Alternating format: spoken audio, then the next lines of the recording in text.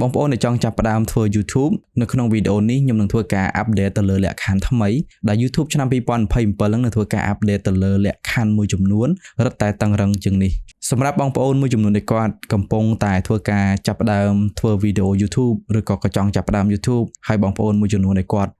រ៉េរមិនដឹងថាចង់ធ្វើពេលណាឬចង់ធ្វើបន្តិចមិនចង់ធ្វើបន្តិចនៅថ្ងៃមុខបងប្អូនទាំងអស់គ្នាអាចនឹងមិនធ្វើដោយសារតែលក្ខខណ្ឌថ្មីនេះគឺរត់តែឲ្យបងប្អូនទាំងអស់គ្នាធ្វើយូរជាងមុនហើយលក្ខខណ្ឌនៅក្នុងការទទួលបានមុខងាររលុយគឺកាន់តែឆ្ងាយជាងមុនទៀត YouTube បានធ្វើការប្រកាសទៅលើព័ត៌មាននៅក្នុងការ update នេះនៅក្នុង support google.com អញ្ចឹង Google បានធ្វើការបញ្ជាក់នៅក្នុង website របស់ Google ផ្ទាល់ថា YouTube នឹងធ្វើការចាប់ផ្ដើមទៅលើលក្ខខណ្ឌថ្មីនេះនៅថ្ងៃទី1 ខែ 2 ឆ្នាំ 2027 ខាងមុខហ្នឹងដោយលក្ខខណ្ឌថ្មីនឹងធ្វើការផ្លាស់ប្ដូរពី 4000 ម៉ោងទៅកាន់ 8000 ម៉ោងពី 10 លាន view ទៅកាន់ 20 លាន view សម្រាប់ video short តែចំណែកឯ 1000 subscriber គឺនៅតែដដែលអញ្ចឹងវាកាន់តែធ្វើឲ្យបងប្អូនទាំងអស់គ្នាអ្នកថ្មីដែលចាប់ផ្ដើមរឹតតែមានផលពិបាកនិងមិនងាយទទួលបានមុខងាររលុយនេះពី YouTube នៅថ្ងៃមុខទៀតទេដោយក្នុងរយៈពេល 8000 ម៉ោងនេះបងប្អូនទាំងអស់គ្នាត្រូវតែរកឲ្យបានក្នុងរយៈពេល365ថ្ងៃដែលវីដេអូណាមួយដែលមានចន្លោះចាប់ពីថ្ងៃដែលចាប់ផ្ដើមនឹងតែម្ដងអញ្ចឹងចំណុចនេះបងប្អូនគាត់តែឆ្ងល់ថាបង view វីដេអូរបស់យើង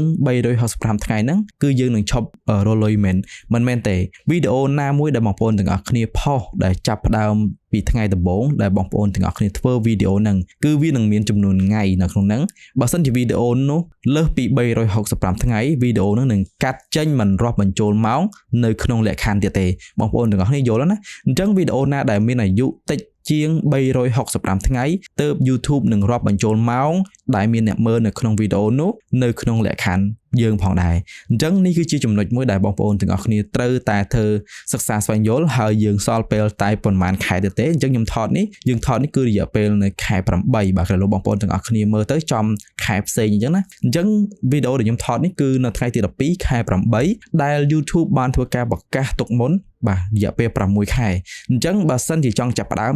មកហើយបាទកុំចាំដល់ពេលដែលលក្ខខណ្ឌនឹងធ្លាក់មកចាប់ផ្ដើមឬក៏មិនចង់ចាប់ផ្ដើមទេក៏មិនចាំបាច់ធ្វើក៏បានដែរព្រោះដោយសារតែតថ្ងៃទៅមុខទៀតបើសិនជាបងប្អូនទាំងអស់គ្នាសិក្សាយល់ដឹងពីមូលដ្ឋានគ្រឹះក្នុងការធ្វើ content ឲ្យបានច្បាស់លាស់យើងយល់ដឹងអំពីការផលិតមាតិកាយើងមានជំនាញការធ្វើ content ត្រឹមតែ 8000 ម៉ោងបាទអត់រឿងអីជាបញ្ហាទេអញ្ចឹងខ្ញុំនឹងជួបបងប្អូនទាំងអស់គ្នានៅវីដេអូបន្តទៀតសង្ឃឹមថាបងប្អូនទាំងអស់គ្នាពេញចិត្តនិងចូលចិត្តវីដេអូនេះកុំភ្លេចចុច subscribe channel ខ្ញុំនិង follow page ខ្ញុំអ្នកមួយផងជួបគ្នានៅវីដេអូបន្តទៀត